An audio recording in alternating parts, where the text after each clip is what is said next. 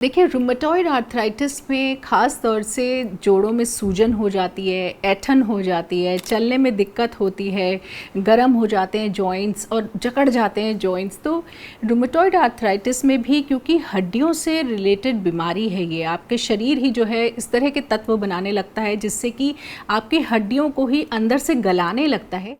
Rheumatoid arthritis वैसे तो ये बीमारी है, लेकिन नाम से तो एक्स्ट्रा ही भयंकर लगती है। एक बात हमेशा याद रखें, जो हेल्थ एक्सपर्ट्स और डॉक्टर्स कहते हैं कि बीमारी जो भी हो, अगर सही टाइम पे डायग्नोज हो जाए तो उसको कंट्रोल किया जा सकता है और कई केसेस में ठीक भी किया जा सकता है।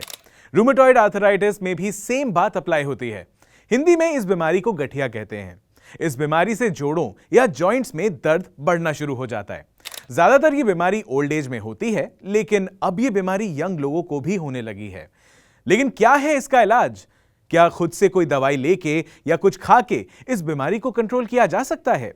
कोई सेल्फ ट्रीटमेंट है क्या इसका? Let's find out. पहली बात तो ये है कि किसी डॉक्टर से सलाह लेकर के हम दवाइयाँ लें, क्योंकि दवाइयाँ जो हैं इसको कम्प्लीटली क्योर नहीं कर सकती हैं, लेकिन डिज़ीज़ प्रोसेस को स्लो कर देती हैं, हॉल्ट कर देती हैं। तो जो बहुत पेन हो रहा होता है, सूजन होती है जॉइंट्स में, उन सब चीज़ों में काफ़ी आराम आ जाता है। तो जो आपकी डेली एक्टिविटीज़ हैं जिनको करने में आपको दिक्कत होने लगी है, वो दवाइयों के बाद बेहतर होने लगती हैं और आपको उतनी ज़्यादा फिर वीकनेस और जो एक ये फीलिंग होती है कि हम कर नहीं पा रहे हैं अपने डेली काम, वो जो एक फीलिंग आती है वो धीरे धीरे कम होने लगती है। सिंपल सी बात है, ये तो हर कोई कहता है।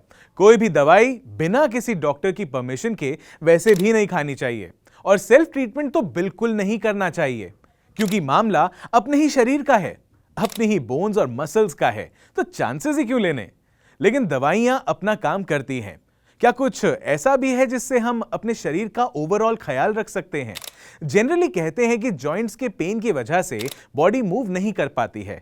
तो क्या कोई तरीका है कि जॉइंट्स की मूवमेंट को बेटर किया जा सके? क्या कोई एक्सरसाइज होती है इस केस के लिए? कोई खास एक्सरसाइज अगर होती है तो कैसे करें?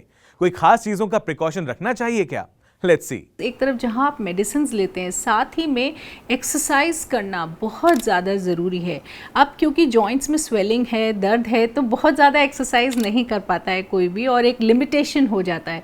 लेकिन आप स्ट्रेचिंग एक्सरसाइजेस कर सकते हैं, वार्म अप एक्सरसाइजेस कर सकते हैं और जो स्लाइट एरोबिक एक्सरसाइजेस होती हैं, जो बहुत हैवी एरोबिक एक्सरसाइजेस नहीं होती हैं, वो आप कर सकते हैं। जैसे कि वॉकिंग बहुत अच्छी एक एक्सरसाइज है जिसे कर सकते हैं। जो लोग स्विमिंग कर सकते हैं वो स्विमिंग करें। उसके अलावा जैसे स्ट्रेच बैंड्स वगैरह होते हैं, थेरा बैंड्स हैं, उनका इस्तेमाल करके आप स्ट्रेचिंग एक्सरसाइजेस कर सकते हैं, क्योंकि उससे मसल स्ट्रॉन्ग होती हैं और उससे जो हड्डियों पे दबाव पड़ रहा होता है वो धीरे धीरे कम हो जाता है। मतलब ये कि सिर्फ मेडिसिन ही नहीं, मूवमेंट भी जरूरी है शरीर को हेल्दी रखने के लिए, अगर रूमेटॉइड आर्थराइटिस से कोई सफर कर रहा है तो। बेसिक एक्सरसाइजेस तो वैसे सभी को करनी चाहिए, चाहे कोई बीमारी हो या ना हो। वो क्या कहते हैं, रुके हुए पानी पर काई जम जाती है, और बिल्कुल वैसे ही रुके हुए जॉइंट्स में भी मूवमेंट रिस्ट्रिक्ट होने लगती है।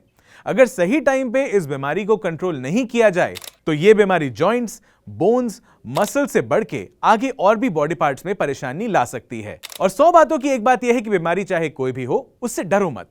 एक पॉजिटिव माइंडसेट से रूमेटॉइड आर्थराइटिस या कुछ भी हो, सब मैनेज किया जा सकता है, बशर्ते सही वक्त पे डायग्नोसिस हुआ हो और डॉक्टर्स और हेल्थ एक्सपर्ट्स की सलाह लिए बगैर कोई काम ना करें।